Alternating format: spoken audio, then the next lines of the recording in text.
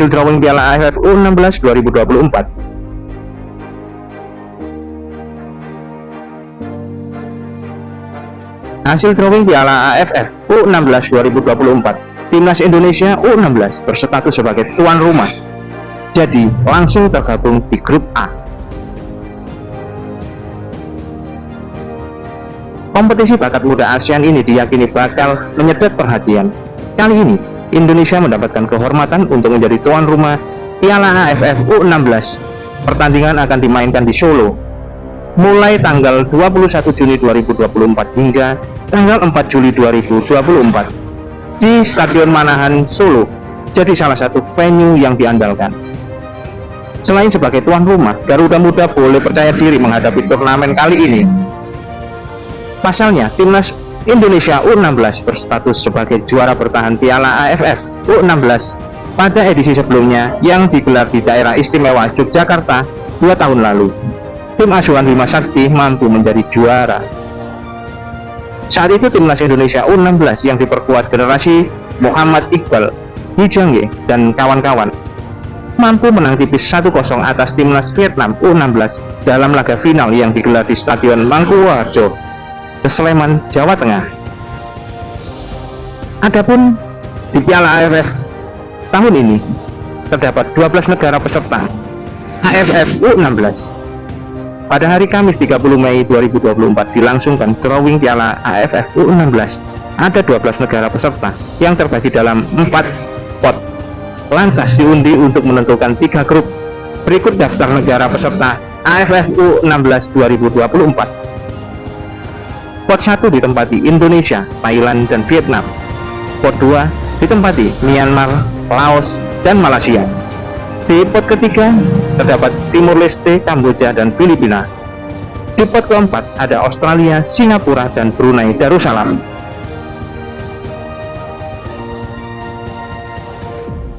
Berikut hasil drawing Piala AFF U16 2024. Indonesia sebagai tuan rumah langsung ditempatkan di grup A. Jika diamati, pembagian grup AFF U16 kali ini cukup merata. Berikut hasil drawingnya. Grup A terdapat Indonesia, Laos, Filipina, dan Singapura. Di grup B ada Vietnam, Myanmar, Kamboja, Brunei Darussalam. Sedangkan di grup C diisi Thailand, Malaysia, Timur Leste, dan Australia. Tahun ini, Indonesia bukan hanya mendapatkan kehormatan untuk menjadi tuan rumah Piala AFF U16. Secara bersamaan, Indonesia juga akan menjadi tuan rumah Piala AFF U19. Kali ini, Piala AFF U16 akan dimainkan di Solo, sementara Piala AFF U19 akan dimainkan di Surabaya. Beberapa waktu lalu, anggota Esko PSSI Arya Sinulinga menjelaskan alasan pemilihan 2 kota tersebut. Kami ingin jangan cuma terus-terusan di SUGBK atau di Gelora Bung Karno di Jakarta. Di daerah lah gitu. Itu sih alasannya. Lebih kepada penyebaran supaya ya sepak bola ini ya dimiliki oleh semua, bukan hanya dimiliki oleh orang Jakarta, jelas Arya. SCM Group yang berada di bawah naungan MTech Group akan menyiarkan seluruh pertandingan hingga dapat dinikmati pecinta sepak bola di tanah air, sekaligus menjadi saksi perjuangan Timnas Indonesia. Semua pertandingan Piala AFF U16 dan Piala AFF U19 juga dapat disaksikan melalui layanan live streaming.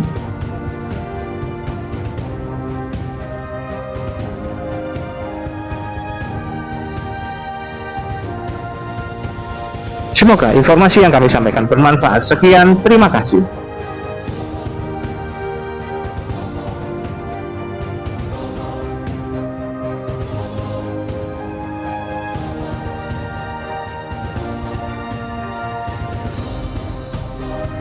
Sintayong tidak anggap Piala AFF penting, malah bikin media Vietnam geram dan menyebut padahal belum pernah juara. Sintayong menegaskan bahwa Piala AFF atau Piala ASEAN 2024 bukan target utama Timnas Indonesia. Hal itu mendapat respon dari media Vietnam, Vinexpress, yang menyebut Indonesia belum pernah juara. Piala ASEAN 2024 akan digelar akhir tahun nanti. Drawing fase grup. Piala ASEAN 2024 akan digelar akhir tahun nanti. Drawing fase grup baru saja digelar dan Indonesia berada di grup B. Indonesia akan bersaing dengan Vietnam, Filipina, Myanmar, dan Laos. Meskipun jadi turnamen paling bergengsi di level ASEAN, turnamen ini tidak masuk dalam agenda FIFA. Jadi, ada kemungkinan Indonesia tidak tampil dengan komposisi terbaik di Piala ASEAN 2024 nanti.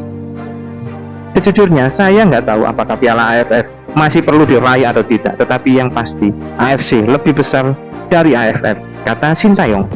Tak berselang lama, langsung media Vietnam menyindir ucapan Sintayong tersebut. Apa yang diucapkan Sintayong memang tidak salah. Berlaga di Piala Asia tentu lebih bergengsi dibanding bermain di Piala ASEAN. Namun, VN Express memberi sorotan atas pernyataan pelatih asal Korea tersebut. Pernyataan Sintayong bertolak belakang dengan ekspektasi karena Indonesia belum pernah menjuarai Piala AFF kalah pada 6 laga final sebelumnya, tulis VN Express. Di bawah asuhan Sintayong, Indonesia mampu meraih posisi runner-up pada tahun 2020 dan lolos ke babak semifinal pada tahun 2022, sambung VN Express.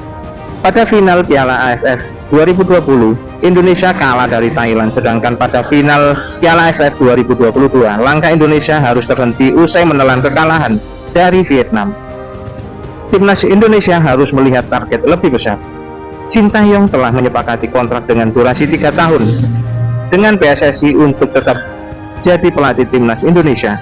Pada kesepakatan itu, ada target khusus yang dibebankan pada Sintayong. Belum diketahui secara pasti apa saja target yang dibebankan pada Sintayong. Namun sang pelatih meminta publik Indonesia tidak lagi menjadikan Piala AFF sebagai tolak ukur.